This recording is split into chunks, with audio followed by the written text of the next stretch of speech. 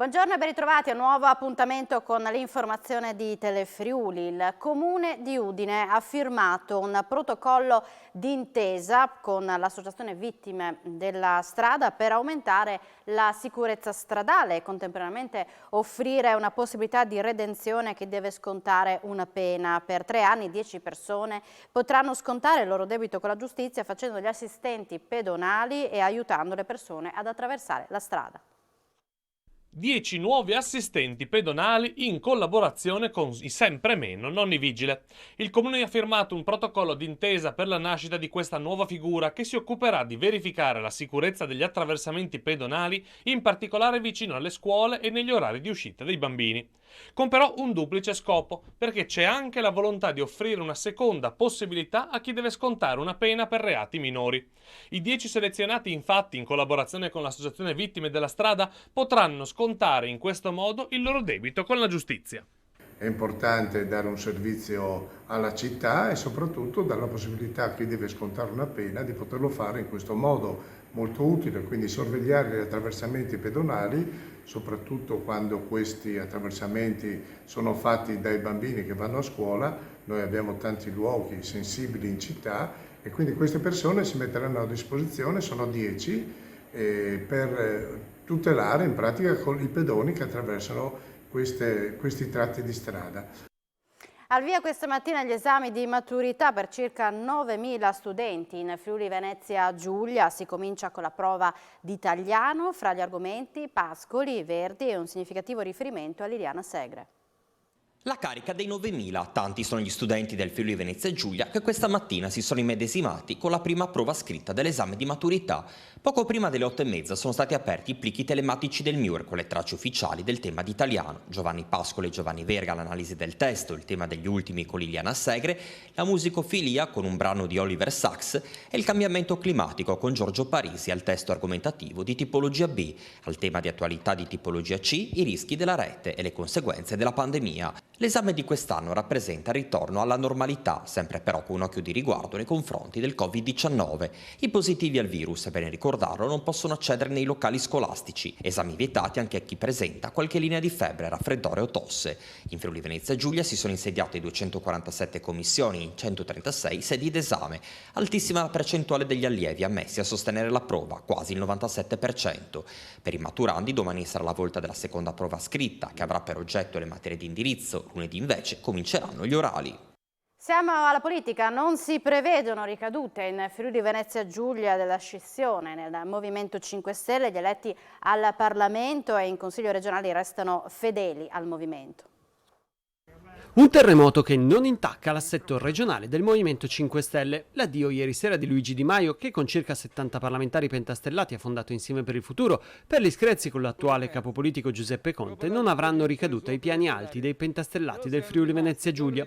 Luca Sut e Sabrina De Carlo confermano di restare fedeli a Conte. È una scissione annunciata, spiega De Carlo, anche se non ci aspettavamo una portata di questo tipo. Rammarica leggere i nomi di tanti colleghi con i quali si è condiviso un percorso importante, ma ora è il momento di reagire, lasciare perdere i tentennamenti e proseguire speditamente verso l'obiettivo che ci siamo prefissati: organizzazione, radicamento e ripristino di una identità forte nella quale possano riconoscersi i cittadini. Neanche in Consiglio regionale ci saranno ricadute. Cristian Sergo, Ilaria D'Alzovo, Andrea Ossai, il capogruppo Mauro Capozzella restano fedeli al movimento, anche se il solo Capozzella è al primo mandato e dunque ricandidabile. Era tutto già noto e chiaro all'epoca dell'elezione presidenziale, spiega proprio il capogruppo, che aggiunge come quanto cade a livello nazionale paradossalmente per noi è un qualcosa che dobbiamo quasi giustificare, mentre in Consiglio regionale abbiamo dei focus sui quali siamo concentrati. Quello che accade a Roma comunque non pervade la nostra unione.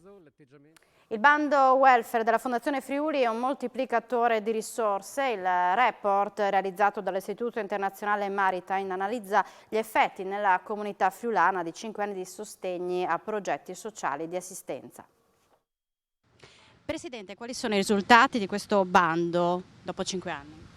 Ma dopo 5 anni il numero complessivo degli interventi ha superato i 220 e quindi si è posto subito la necessità di riuscire ad avere uno strumento di valutazione dell'impatto di questi interventi, ma volevamo fare uno strumento di valutazione non basato solamente ed esclusivamente sui numeri, ma soprattutto sul parere e sulle voci delle persone che poi godono dei benefici messi a loro disposizione dalle associazioni che hanno ricevuto i contributi da parte della Fondazione e delle istituzioni pubbliche. Rispetto a questi risultati, quali sono le aspettative future? Ma senz'altro abbiamo trovato un rapporto fra i contributi messi a disposizione e il valore complessivo del progetto che supera le 4 volte, quindi per ogni euro ne richiama 4, sia in termini di generazione di valore sociale, di valore culturale, ma anche di servizi messi a disposizione delle famiglie che purtroppo si trovano quotidianamente a confrontarsi con delle fragilità in casa.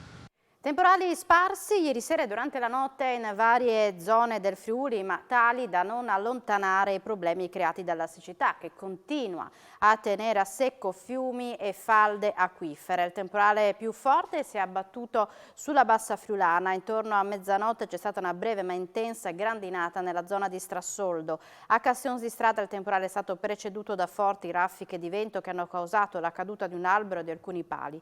I vigili del fuoco sono intervenuti da Aquileia e Palmanova per rimuovere rami di alberi caduti sulla strada. La cronaca è piombato con la propria macchina all'interno di un canale, se l'è cavata con qualche escoriazione l'automobilista che nella notte è rimasto coinvolto in un incidente stradale avvenuto a Pavia di Udine, in via Giuseppe Garibaldi, per cause in corso di accertamento, ma probabilmente anche a causa dell'asfalto reso scivoloso dalla pioggia. L'uomo ha perso il controllo della vettura terminando la corsa dentro un canale che fortunatamente aveva poca acqua. La macchina si è quasi capottata, il conducente è riuscito ad uscire autonomamente a chiamare i soccorsi sul posto, i vigili del fuoco e il personale del 118.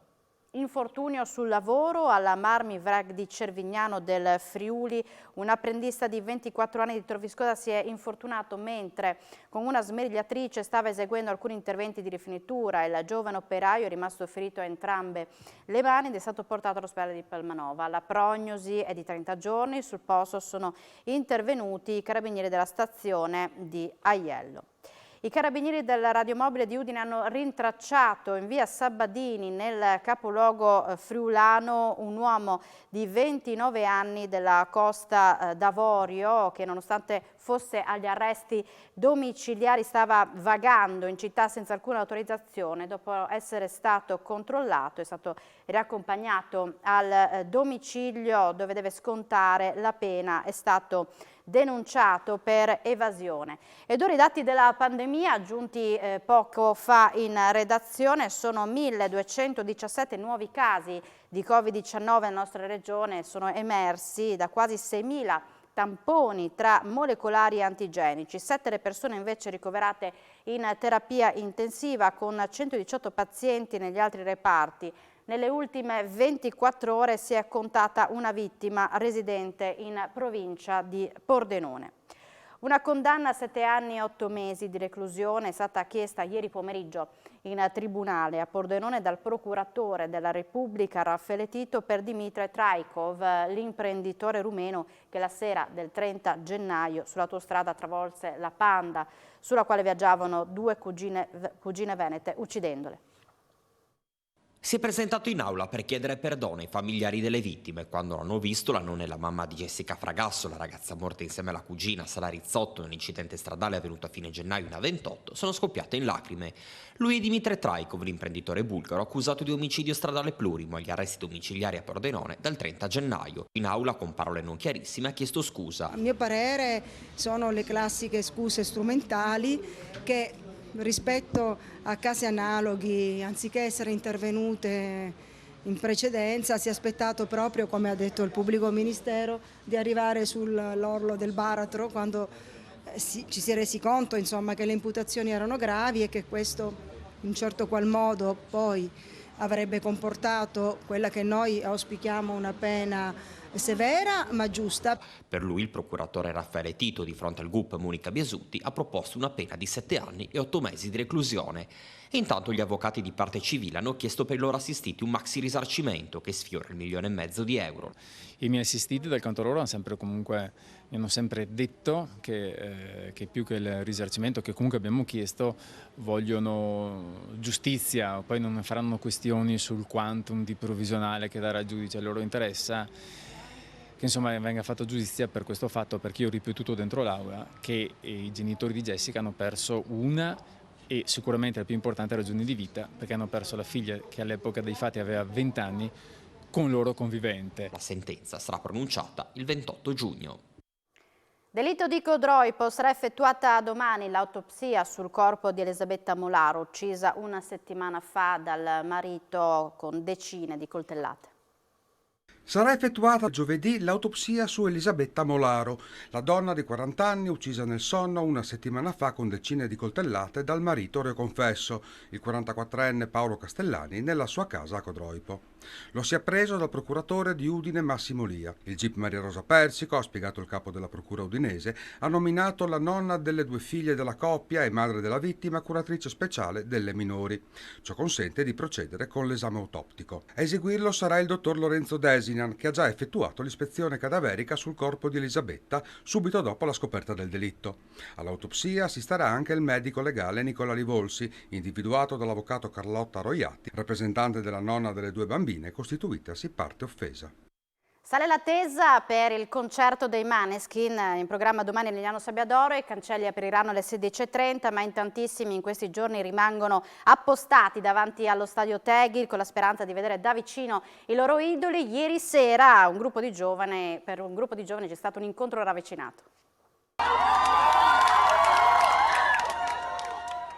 Eccoli i Maneskin dopo le prove di ieri sera. Erano le 22:40 quando la band, fenomeno musicale made in Italy del momento, è stata accolta dai fan all'esterno dello stadio Tegel di Lignano Sabbiadoro. Damiano e Vittoria sono usciti, appena concluse le prove, per assistere alla performance della scuola locale Studio Danza Zorà, che li attendevano da ore per proporre una coreografia realizzata apposta per loro. I Maneskin sono arrivati a Lignano Sabbiadoro lunedì, dove si esibiranno domani alle 21 allo stadio Tegel per 27.500 spettatori.